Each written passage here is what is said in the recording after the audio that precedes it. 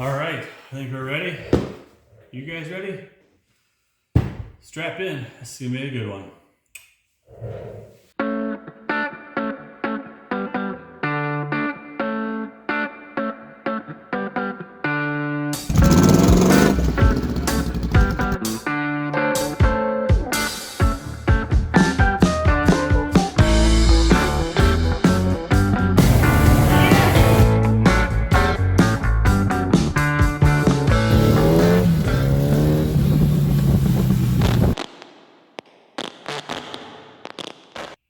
Okay, story time it is then.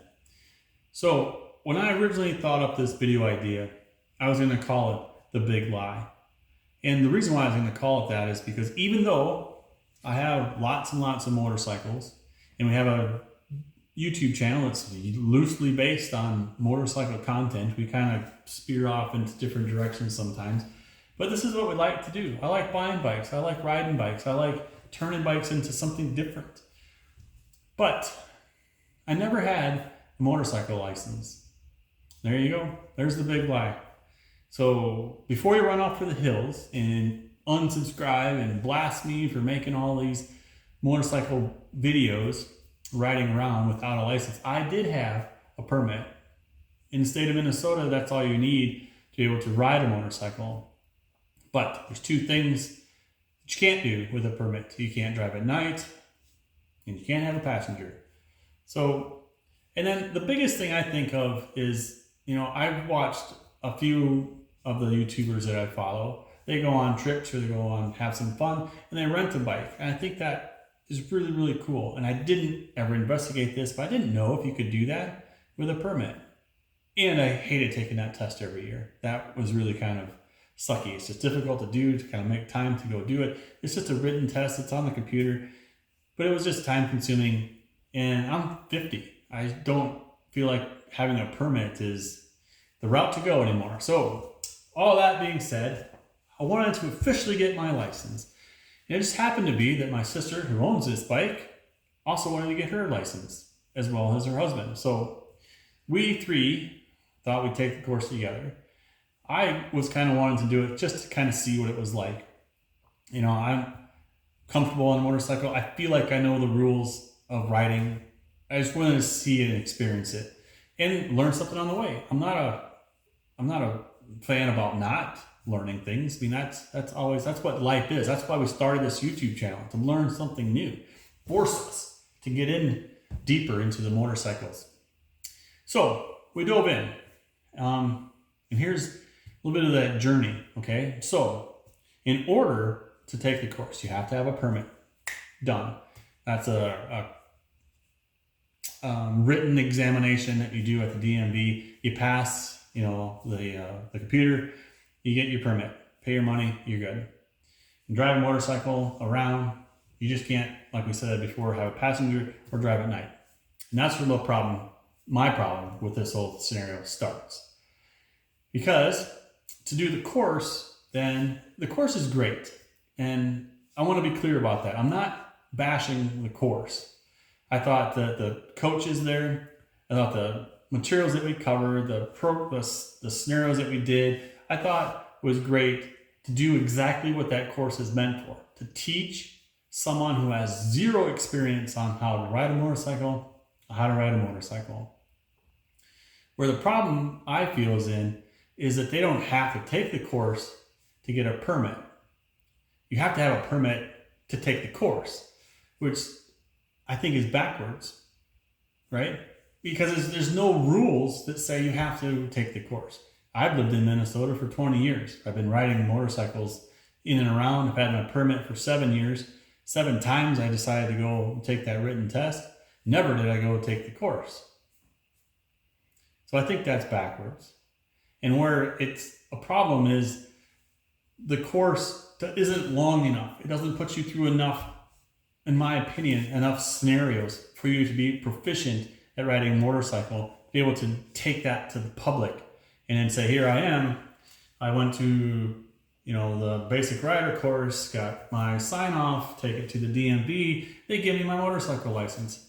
I'm a full-fledged motorcycle rider, but I've got about 10% of the skills that I need to be able to do this. That's where I think this is wrong. Now, some of you may disagree, and I know some people that may watch this video that I'm actually posting teach the class. So I'm not downsizing you at all. I'm critiquing the process of how this happens. Because it was really interesting because, I did this with my sister and my brother-in-law, and we did this an hour away. So we had, quite a bit of time to be able to talk about the scenarios on the first day and the scenarios on the second day. And that was a great conversation. But to take it even farther, that we didn't do in the car, but as I was thinking about this last night, when you compare this motorcycle riding to what we do in Minnesota for people who drive cars, it's not even a comparison, right? When you're a kid and when you're 15, you can get your permit. You go down to the to the DMV, and you take that written test. That's where the similarities stop, right? You have to have that to be, at least permissible to get on a motorcycle or to get into a car. In Minnesota, for cars then, you're legal then to have if you pass that test, you can drive with another licensed motor vehicle person, like a car license. And then that person is like your trainer. They can show you how to drive a car and do all kinds of sorts of things. Then you go to driver's ed. In driver's ed, you're required to do hours and hours of driving. I believe it was like 40 hours of daytime driving and 10 or 20 hours of nighttime driving. You had to log all the times that you drove. And then in driver's ed, our kids also went to like a enhanced driving school where they would teach them even more skills in parallel with taking the driver's ed classes.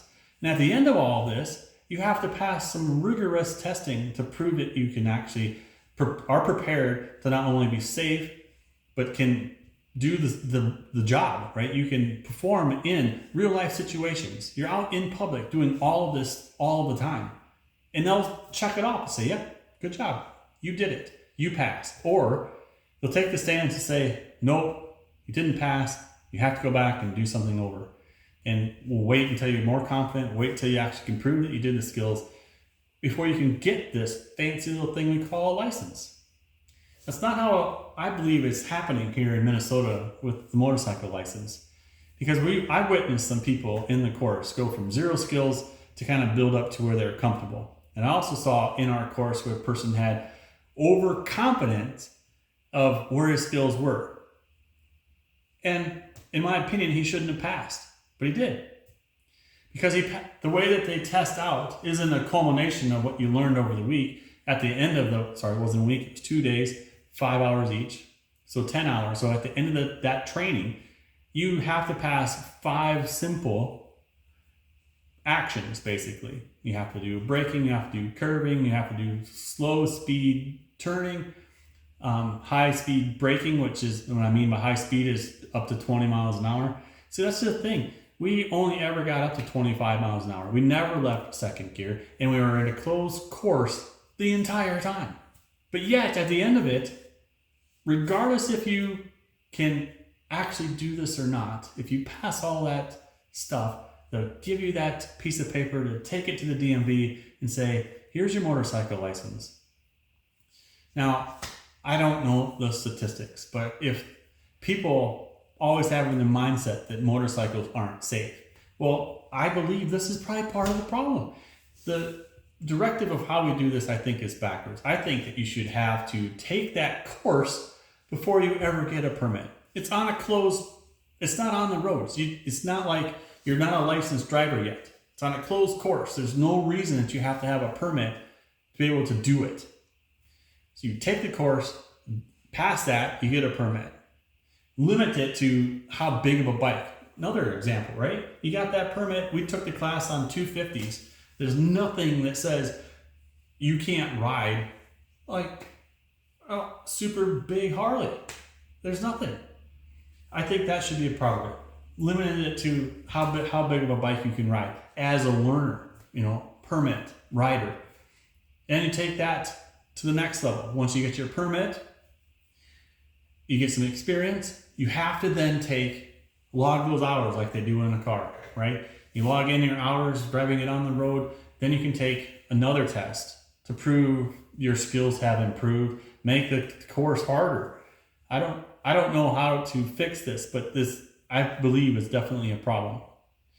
So anyway, I didn't really mean to kind of go off on a huge tangent about my experience there, because in all, it suited my needs, right? It was the path that I took to get my license. The alternative is you take the written test, then you schedule a riding test. The riding test is probably exactly the same as what we did at the end of that basic riding course, but you do it on your own motorcycle and schedule it with the DMV. That would have been the fast route. But I really thought this would be an educational moment where I could see, how young riders kind of take the reins. And I was hoping, I didn't have the opportunity. I never asked, but I didn't think it felt like a good moment to be able to whip out the camera or strap on a GoPro to do this on the course, right? Because that's why I really want to emphasize, the guys that taught this were great, right? They were very certain, very pressing that we were always safe, right? We had all our gear on, we mounted the motorcycles the correct way, engines are on and off at the right time, hands were always on the handlebars, so I just didn't feel like, I could be like, I'm Mike, I have a YouTube channel, I've been riding for 40 years, I don't really know why I'm even in this class, can I wear my GoPro and record this whole thing? I didn't think that was appropriate. I took the class like everyone else. I just wanted to go through the experience. And I did.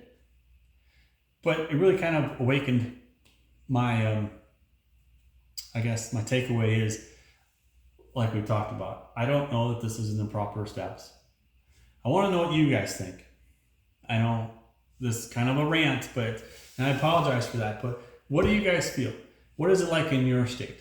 And how do people, young or old, get an actual motorcycle license? Because part of the conversation we had in the car was some of the hoops that you're jumping through.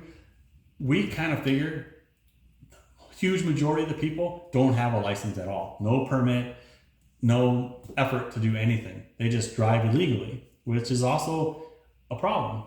So what's your guys' take? Let me know in the comments.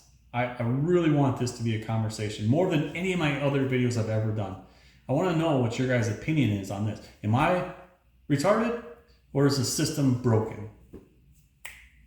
That's today's thought. Have a great one, guys. It's Mike with Ace Cafe Bikes. We'll see you next time. Back to the wires. The wires. Yes.